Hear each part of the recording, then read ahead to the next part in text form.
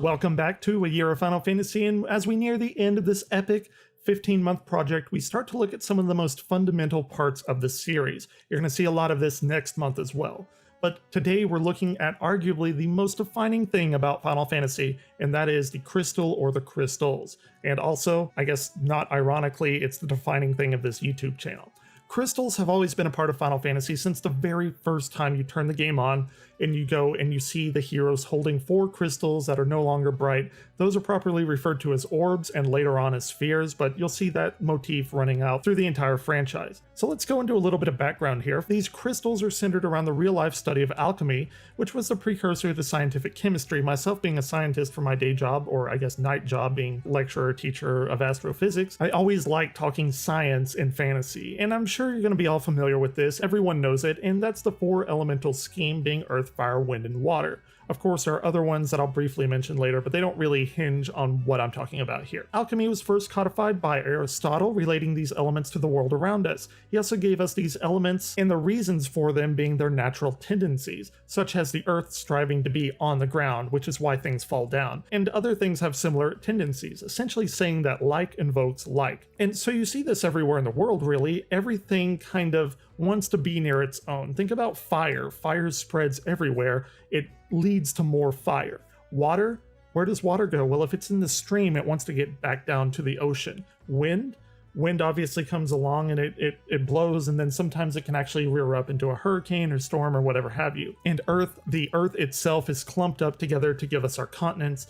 And like I said, Earth always wants to find more Earth falling down. Well, of course, we've made advances in science and we know the actual reason why that is, but alchemy is really the first kind of crack at it. And it's interesting. And even more so, though chemistry is, like I said, disproven these and the nature of matter themselves, they actually haven't completely gone away from science, and I hear nobody talking about that, but I think it's super interesting that we've just shifted these 4 elements into what I would say the 4 states of being: earth being solid, water being liquid, wind being gaseous, and if you want to take the stretch, you could say that plasma is like fire. I know it's not, but I'm just saying there's kind of an analogy there. So maybe it doesn't hold up completely, but I think it's interesting, and now you know a thing that I think.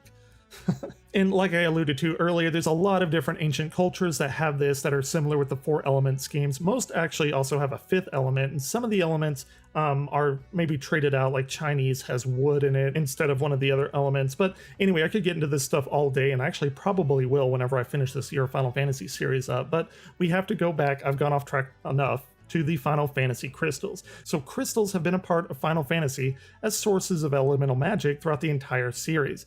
It's fairly blatant in earlier games. It's more obscure in the mid kind of generation of games, such as Final Fantasy 6, 7, and 8. And the latter games have completely reinvented the crystal and the function of it, and we're going to talk about all of them, in fact. I'm not going to go into spin-offs because let's keep this under 10 hours, so we're just going to go with the main 15 games. Honestly, Final Fantasy 1 through 5 don't really need much explanation, but in general, if we're going to give one, each of the 4 crystals control different aspects of the environment and weather and just the planet as a whole.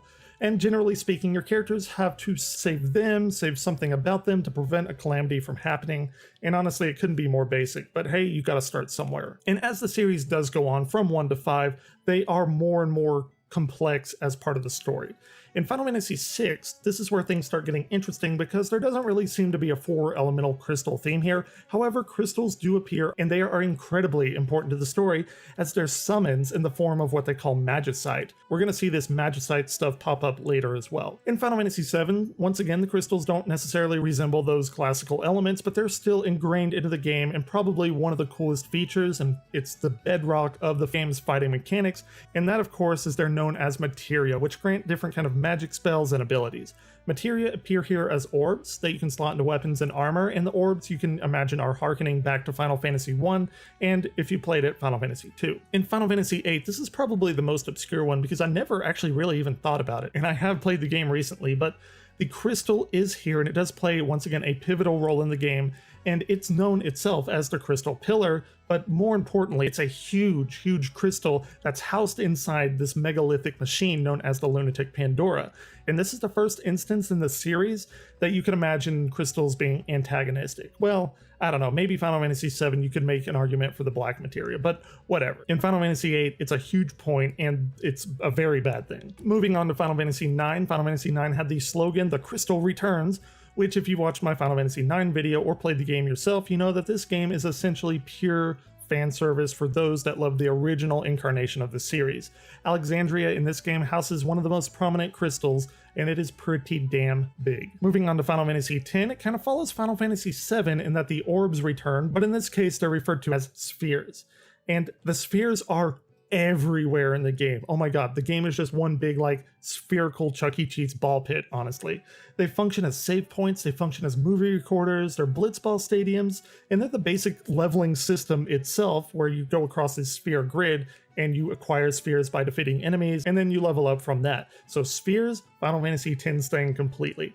In Final Fantasy XI, crystals are used for crafting and synthesis, and here we do turn to the elemental format. However, there are now 8 elemental crystals. And yes, I know in Final Fantasy IV there are different crystals as well, but regardless, these 8 elemental crystals add 4 new elements, and just clumping them all together, we have fire, earth, wind, water, ice, lightning, light, and dark. The game also uses traditional crystals as waypoints as well as gates to save, and they're gates to gods as well. And there are more crystals throughout the game that have a host of other functions.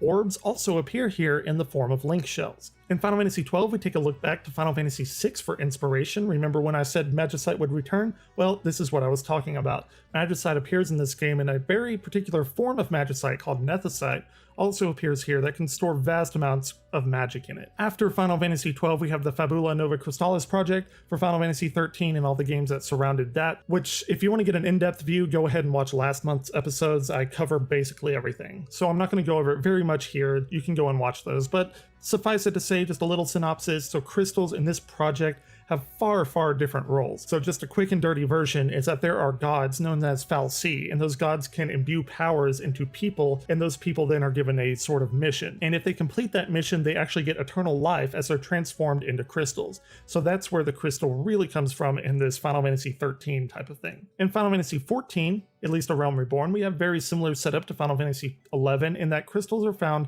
in the centers of towns and act as waypoints. I'll be completely honest, I use this aspect in my D&D game, which is the Crystal Keep Chronicles. You should totally go and watch. Sorry for the plug.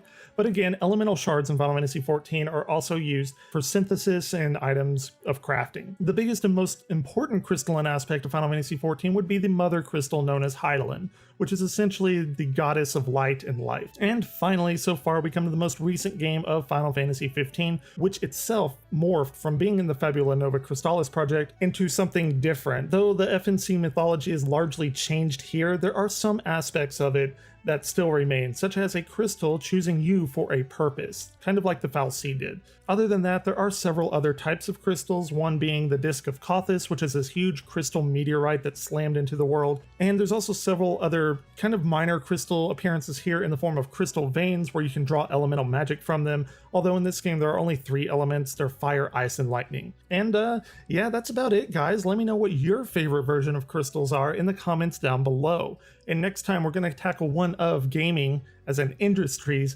biggest blunder, and that is Final Fantasy XIV version 1.0, also called Legacy by some of the fans. So as always, until next time, Crystal Warriors, keep on gaming.